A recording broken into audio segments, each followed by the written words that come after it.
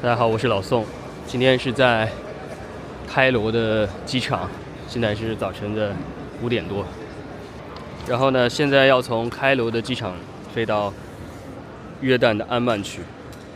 其实这趟旅程有一个很大的关系，是因为之前埃镑下跌的时候呢，从埃及出发的机票都比较便宜，所以那时候抢到了一张大概不到$1000的商务舱，从开罗到约旦，再从约旦到曼谷，再从曼谷到日本。然后呢，前2程是约旦皇家航空，最后一程从曼谷到东京的话呢是日航的商务舱，3程商务舱。所以呢，想说刚好都没有来过约旦、埃及，就顺便来一趟，而且这个价格也挺实惠的，所以就促成了这趟旅行。埃及整体感受其实还行吧，就是跟想象中的差不多，但是唯一有一点，就今天其实鼻音已经很重了。前2天争取，因为大街上没有人戴口罩，所以我也就没有戴。到第3天实在忍不住，必须全部戴上，因为他们这边的这个粉尘啊、灰尘和汽车尾气太重了，而且我本身就是鼻炎比较厉害，过敏性鼻炎比较厉害，所以到第3天已经完全整个鼻子发炎了。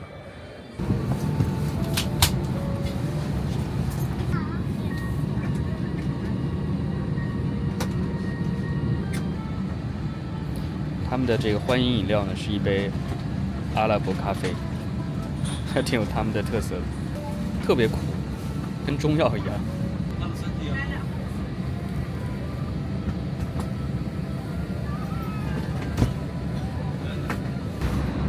每个座位还配了一个话筒，可以跟空姐实时通话的话筒。سخر لنا هذا وما كنا له مقرنين وإنا إلى ربنا لمنقلبون. Aisles and exits must remain clear at all times. Please fasten your seatbelt, put your seat back in the fully upright position. Stow your...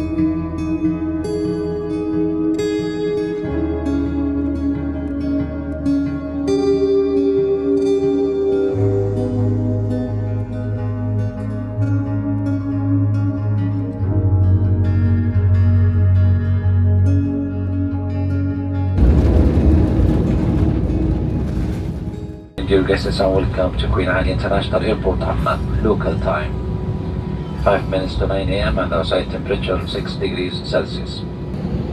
真的是挺快的，1个多小时稍微多一点就到了。今天天气不太好，这边竟然下雨。这里比埃及要冷个5、6度，现在大概也就11、12度的样子吧。但不知道为什么，第一感觉这个机场要比开罗的机场感觉要更高级一些。整体航站楼的这个配色，还有它的这个建设，看起来就高级很多，真的跟开罗一比就很明显。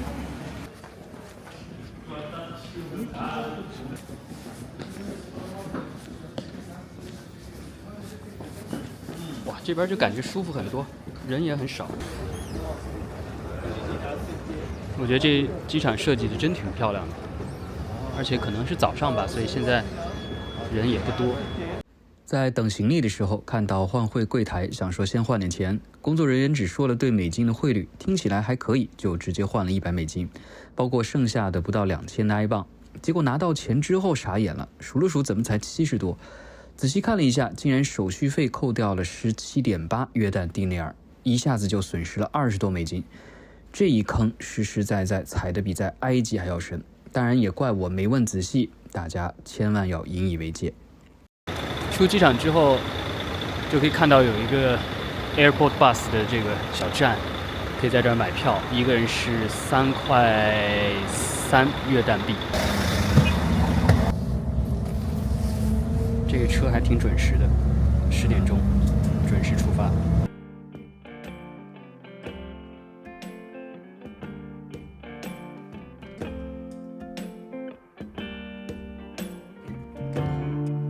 到酒店了。今天订的是约旦安曼的洲际，然后这个出租车司机人挺好的，说了3块，也没有现场加价什么的。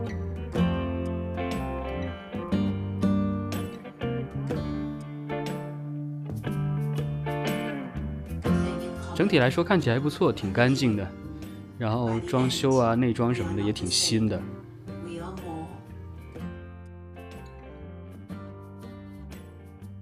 这边是浴室，整体来说都挺干净的。这个白色比那个开罗那家真的要干净很多。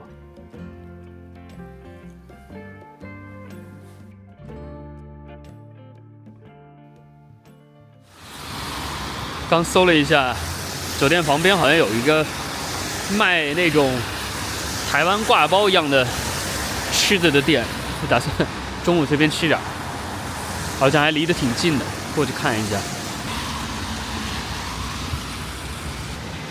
虽然说 Google Map 上显示它是开的，但是估计今天因为是12月31号最后一天了，所以刚找了半天找到类似的那家店，但是好像没开门。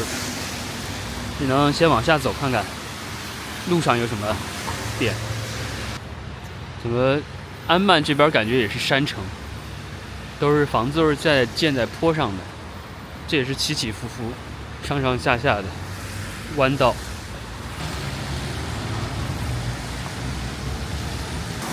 每次要找什么的时候就怎么也找不到。现在已经大概走了2公里路了，一直还是没有任何餐厅的迹象。完全走错路了。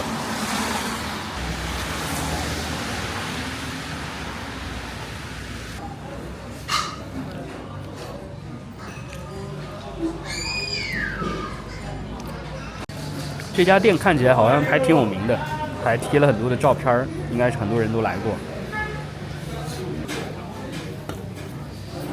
开始还在担心该怎么点，然后呢，这边刚那小店员小哥其实人挺好的。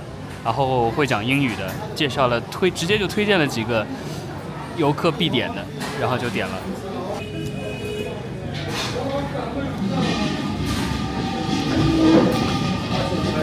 这个也特别的酸，这2个酱都特别的酸，还是得搭配面包吃才行。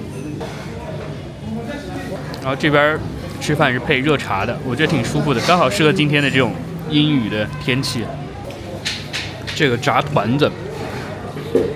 它不是肉团，它是蔬菜的这种炸团子。我发现这边人真的很喜欢吃酸的东西，这个酱本来就很酸，然后这个酸黄瓜还有配菜，这个酱菜都特别酸，真的非常的酸。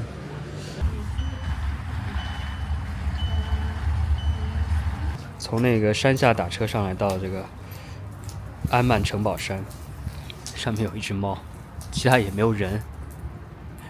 这猫感觉也淋湿了，整个毛都是湿漉漉的。这边算是一个高台的地方，可以整个俯瞰城市的样貌。整个房子的颜色、造型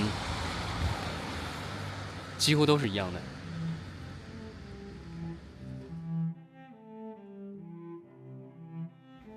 城堡山屹立在安曼的心脏地带，宛如一座时光之塔，见证了数千年的风云变幻。从这里可以俯瞰整座城市，仿佛穿越时空，回到古代的辉煌岁月。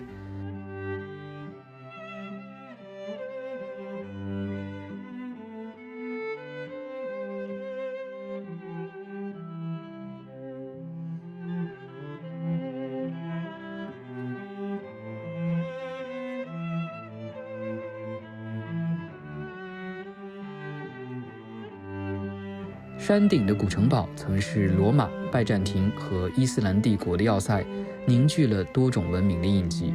每一步走过这片古老的土地，仿佛都在与历史对话，感受到这座城市悠久而深沉的文化底蕴。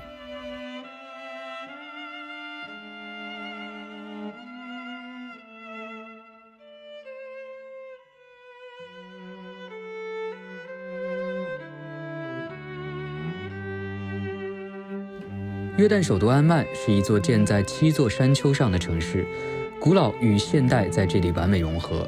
安曼历史悠久，早在公元前13世纪就有人类居住，罗马帝国时期，安曼被称为费城，是重要的商业中心。如今的安曼是约旦的政治、经济和文化中心，也是中东地区最现代化的城市之一。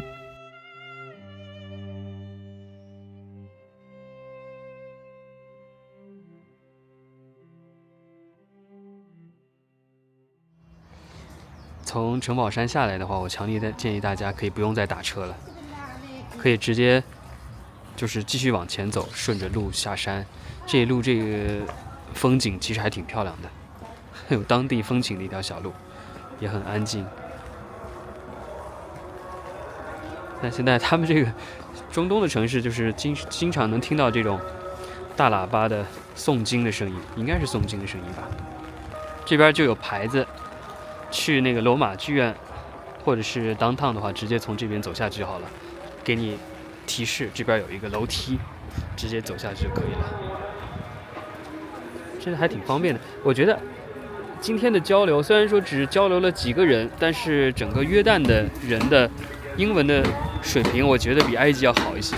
埃及的话呢，就除了那些跟游客做生意的人英语好一些以外，其他人英语都不怎么样。而且当地这个城市感觉整体来说涂鸦特别多，文化氛围感觉还比较自由。刚从那个山上，你看到对面很多房子上有白色的这种东西，其实这就是他们的水桶。感觉这边应该是天气比较干旱，缺水，所以他们一般都会有这个大的水桶放在屋顶来存水的，应该是。哇，这条小路真的挺漂亮的。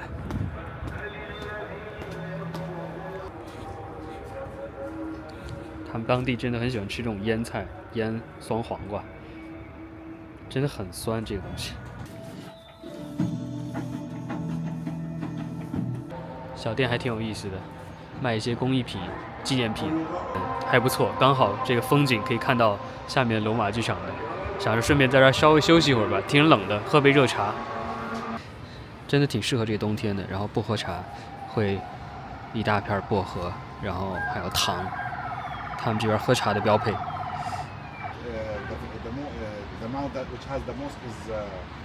旁边这边有一个特别有名的壁画，这是一个西班牙画家画的。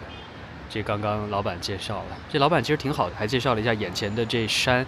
他眼前这是一共有3座山，名字实在是没有记下来，但是分别是左中右3座山连起来。他说整个安曼城大概有7座山吧，当然现在站的也是一个山头。下面那个地方可以看到的就是罗马剧院，有一个大的，还有一个小的。然后老板还介绍说，眼前的这条路每年还会举行一次马拉松的，还挺有名的。然后前面那个广场和剧院，好像是还有一些什么活动也会在这儿举办，演唱会啊什么之类的。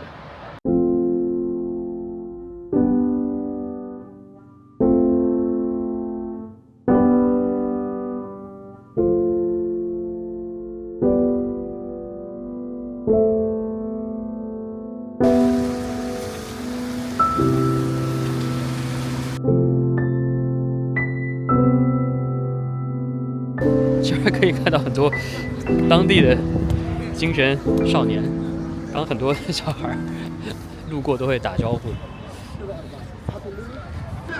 已经开始放音乐跳舞了。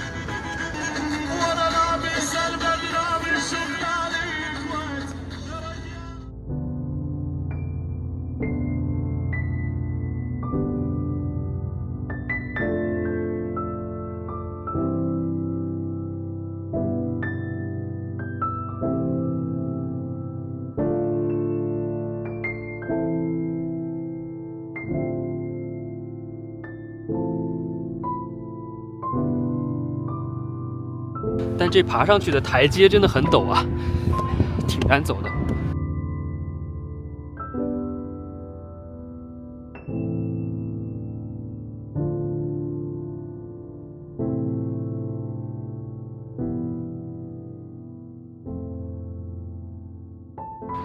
顺便提醒大家，来的时候广场上有那些小孩拿的小票卖给游客的，那个票呢，它是如果是白色的票是只是卖给当地人的，会比较便宜一些。卖给外国人的话呢是红色的票，所以大家一定要到那个票房里面去买那个红色的票，否则买了那个票在门口，然后就会被拦下来，还挺丢脸的。想说你是不是偷偷的买当地人的票，其实完全不知道，我还没看到那个卖票的窗口就进来了，然后呢，小孩直接拿着票就说，哎，这个可以用的，卖给我，想说，哎，那都一样，可能小孩就稍微赚个零花钱什么的就买了，结果买了之后发现人家入口的地方被拦下来不能用，是卖给当地人的。后来小孩好像钱已经花出去，虽然就1块钱吧，当地人看明显小孩已经花出去一点了，然后剩下一点硬币也没有那个抵赖，就把剩下的硬币全给我了，也就算了，然后回头去那个票房重新买了票，当地人好像是0.5，然后呢外国人是2块钱一张，2块钱蒂纳尔。صورني انا صور Very good. Good. Zero. Yeah. الشباب الطيبة والله بحاسب. What's your name? ركان. 14. كلنا 14. All 14. 这些小孩看到我拍，硬要加我的这个 YouTube， 然后还让我开热点给他。他没有网，还要开热点给他。This one. Hi. Yeah, this one. 多了一个当地的观众，然后呢，他们期待我把这个影片放上去。拜拜 ，salam， 拜拜。我觉得这边人感觉比较喜欢用黑色，然后他们这个外墙跟埃及相比，埃及更黄一点，这边真的是整个比较偏黑的色调，可能刚好天气也比较阴吧。路边有很多这种卖冰箱贴的，很多都是12个5块钱约旦钱，然后我挑了一个里面的。看起来挺漂亮的，然后老板说这个比较贵，这个是 Made in Jordan， 所以比较贵，一个2块钱。然后那些比较便宜的，为什么比较便宜呢？就是因为它是 Made in China。但那个老板人挺好的，跟他聊了一会儿，然后呢，本来是卖2块蒂纳尔的，然后呢后来就减价到1块钱。这个拐角的地方，路口的地方应该是当地的一个清真寺。在安曼这个 City Walk 一定要做好心理准备，真的有很多坡，随时都可能会准备要爬坡。来安曼体验上上下下的快乐。在开罗的时候，满大街都是流浪狗，这边倒是狗倒是没怎么见到，流浪猫倒是特别多，随处可见。这边只有3只啊，4只呢，那边还有1只，这边车底下2只。这儿有1只，好多流浪猫。爬上来之后，这景色也挺好的。其实，阿曼市区的景点还都比较集中的。去了阿曼城堡，然后下来到罗马剧场，然后再走路，这个要走一会儿的，20几分钟到这个 Rainbow Street， 他们这边比较有名的一个老街，叫彩虹街。然后最后一站去那个地方看一下。这边这一区感觉明显的房子建筑都不太一样，感觉是比较有钱人住的这个区域，挺安静的，也很干净，街上马路也很干净，比底下那边干净多了，而且房子感觉建的也都挺好的。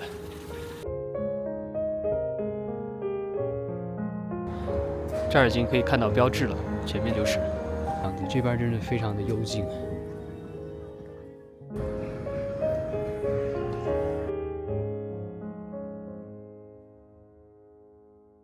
他竟然买的是 Jimny， 在国外其实挺少看到，日本很多。然后门口贴了一个特朗普的头像。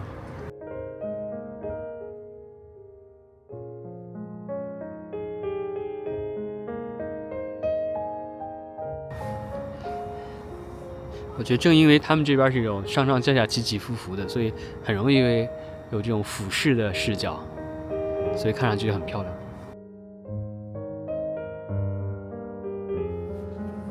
这还有水烟的摊儿，水烟的室外小摊儿。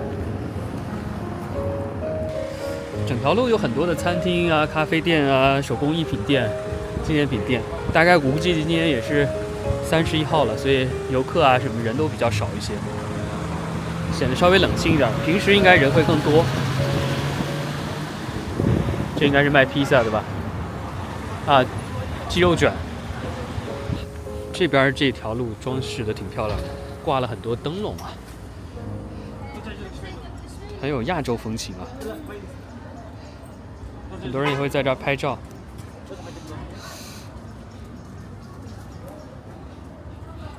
约旦安曼当地他们的摄影师。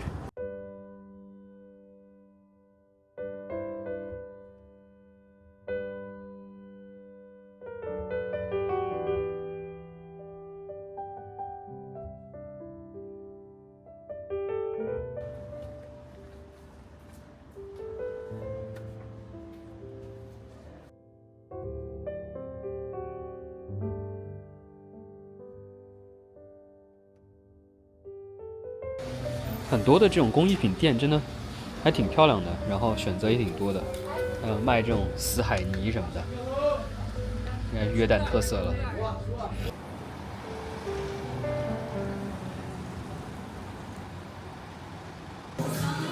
这餐厅的环境确实不错，价格其实不太了解当地的价格怎么样，但是应该算贵的吧。乘以10的话，大概就是人民币的价格，所以它的这个烤肉之类的大概120-180，然后呢，pasta 之类的40，披萨的话也是40-50块左右。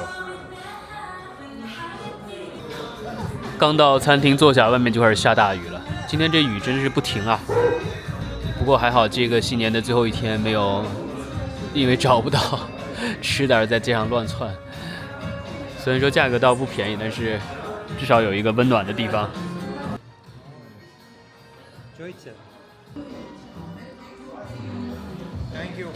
感觉吃着吃着，整个店变成夜店风了，灯关了，然后绚烂的霓虹，变成夜店风的餐厅了。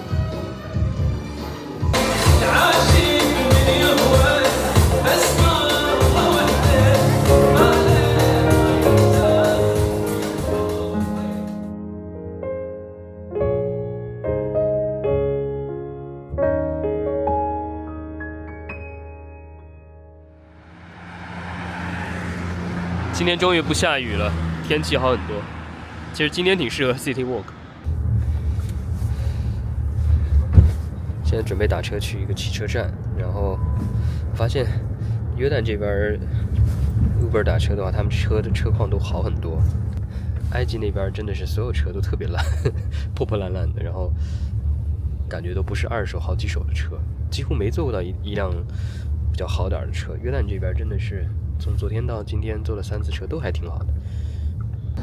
约旦这边打车的价格，我感觉跟中国国内的价格差不多，比埃及要贵很多。埃及非常便宜，但这边也没有很贵。像现在过去大概2公里5分钟的车程吧，5-6分钟的车程的话，那是12-13块钱人民币，就1块到1块5约旦迪纳尔，所以整体来说也还可以。但开罗真的是便宜。还有一点是，约旦这边打车，它是会找零钱给你的，完全很精准的会找给你的。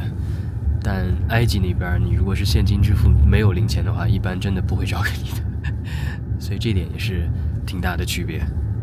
这边到汽车站了，然后要找这个巴士去死海附近的一个叫什么什么 mall 的地方，居然没有人啊！感觉是不是新年因为没有什么游客，应该刚那个后面那个司机说你要去 Dead Sea 的话要坐这辆巴士。我去，小巴车，这也是只能坐到死海附近，1块钱约旦币。安曼市区到死海其实还挺远的，当然也可以包车啊或者自驾去，当然最方便。然后如果是比较便宜的公共交通的话呢，就是现在坐的这个小巴车，40分钟到一个这个商场 Rama Mall 的地方，就已经比较靠近死海了。然后再从这个地方呢，可以拼车或者是那种包车再去死海边。等了半个小时左右，人满了，终于开始发车了。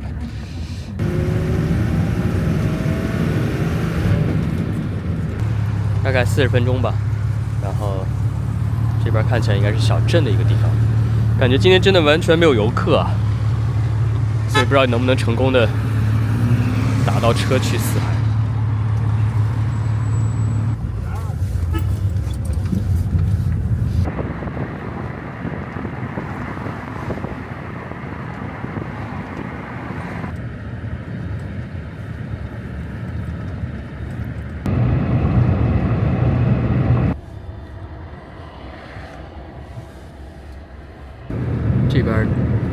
会有一些这种警备，所以它会有沿途的这种检查点，会看一下司机载的是什么样的人，来自哪个国家，会稍微询问一下。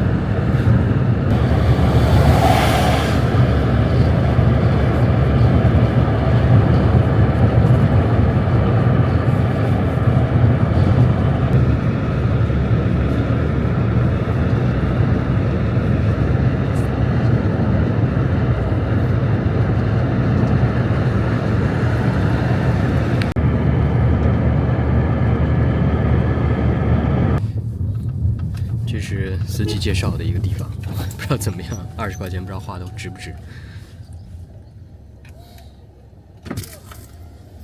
20约旦币一个人，可以刷卡。也算是一个度假村的感觉，应该是。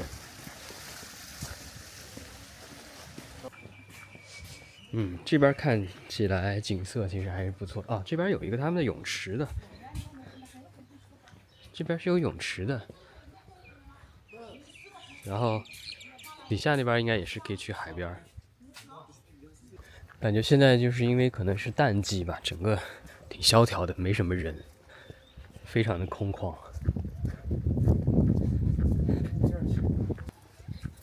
啊，刚一堆欧美人已经到下边了。真的还挺远的，这得走一段路才能到海边。但其实景色真的不错，我觉得应该天气再稍微暖和一点会更好。不知道水温怎么样，不过看起来是有人下去了。终于也是看到死海了。我觉得对很多中国人来说，小学的时候学过这个内容，就觉得特别有憧憬。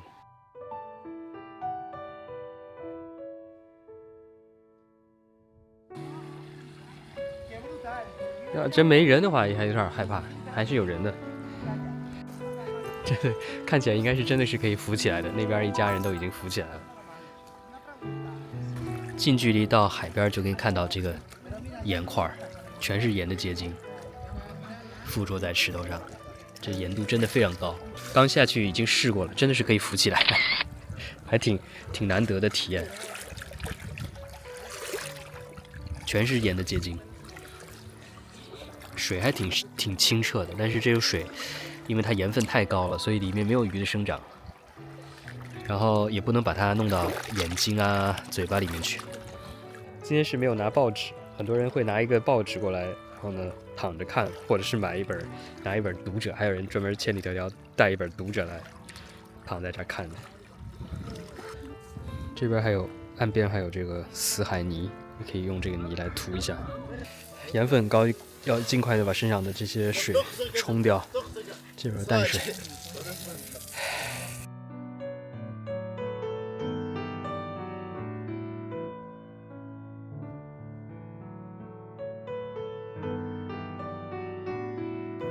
在底下玩了大概1个小时吧，还碰到一个单独来旅行的日本人，还聊了一会儿。现在这个时间还挺热的，其实阳光挺强的。还得注意防晒。本来没想着要下海的，结果今天还下了海，而且挺好玩的，挺有意思的。这20块，我觉得还是花的挺值的吧。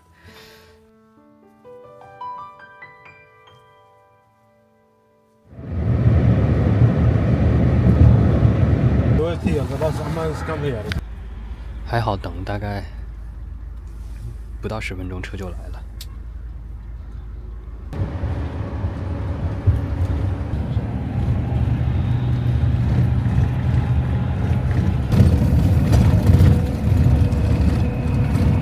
回来的时候看到这边还挺繁华的，想说就直接在这边下来了吧，就不要去早上的那个汽车站了，那边也什么都没有，在这儿稍微的晃一下逛一逛，晚上就要去机场了。整个约旦城今天天晴了，阳光照下来还挺漂亮的。今天如果是从那个安曼城堡上看下去，应该非常好看。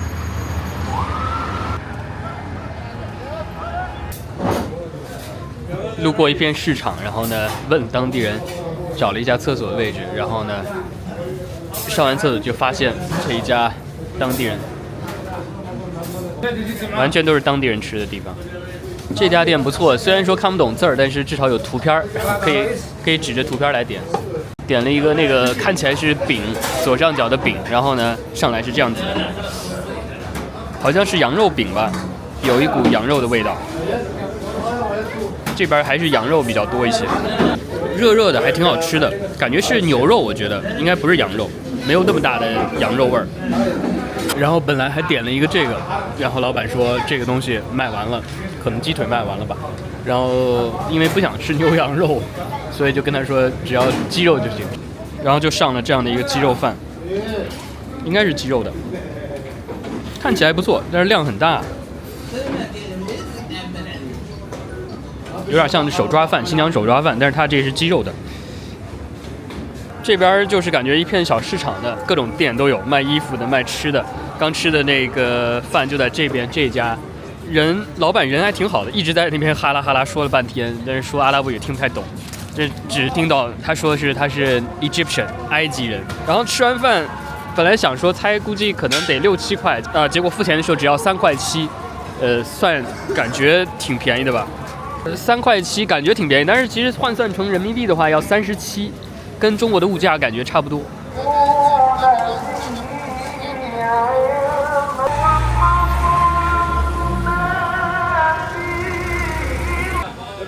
哇，今天夜晚的市场真的是很热闹啊，各种叫卖声。然后这边的话就是这种椰枣真的会比较有名，市场上很多卖这种椰枣的。夜晚的这个区真的快热闹起来了，已经。这才是真正市井的区域。昨天去的那个彩虹街，就是有一点这种小资的富人区的感觉。真正的安曼的市井的城区应该是在这一片。其实我挺喜欢逛这种地方。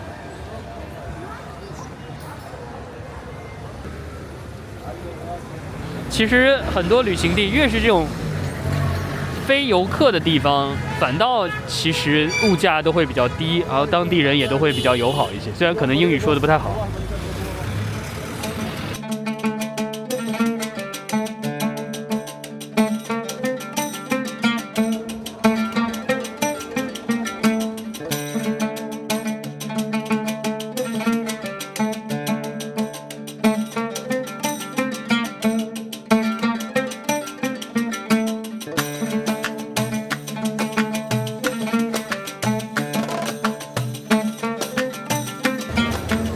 感觉当地的视频创作者在拍视频，应该是有人在采访，应该不是电视台的，我估计是做产品宣传吧，拿的吃的。发现了全安曼城应该是最有名的一家店，超级多的人在这儿排队，好多人在这儿吃，应该是一家甜品店，队伍特别的长。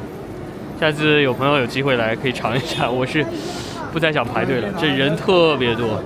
看了一下，应该是卖甜品的，整个全是队伍。大概新年第1天吧，所以全都人出动了的感觉。怎么这么热闹？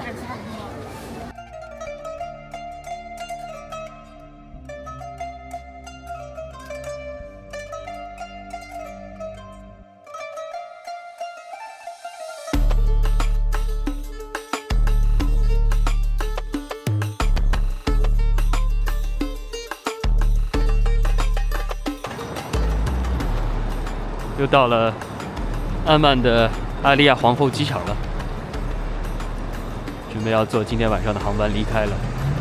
但是在来机场之前就收到噩耗，本来是凌晨3点的飞机，现在已经延误到明天早晨6点了。但是因为也没有订酒店，所以只好先到机场来，然后看休息室能稍微的休息一下吧。终于到泰国了，算是这趟旅程的第4个国家吧。